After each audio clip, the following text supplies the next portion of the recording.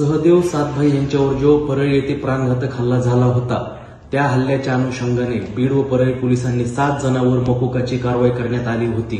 पण त्या 7 जणांपैकी 5 जणांची नावं मकोकामधून वगळण्यात आलेले आहेत.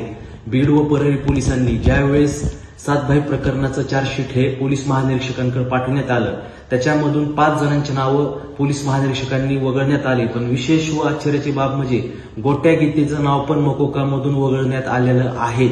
गोट्या गीतेला आतापर्यंत परळी व बीड पोलीस अटक करू शकली नाहीत. वरून त्याला चौकशीला बोललेलं नाही, त्याला अटक केलेली नाहीये. तो बऱ्याच गुन्ह्यामध्ये तो संशयित आरोपी आहे. त्याच्यावर असंख्य महाराष्ट्रामध्ये गुन्हे दाखल आहेत गोट्या गीतेवर. पण पोलीस महानिरीक्षकांनी पण कोणतीही दखल न घेता त्याच्यावरचा मकोका हटवण्यात आलेला आहे. त्याच्यासोबत 14 जणांचे नाव वगळण्यात आलेले आहेत.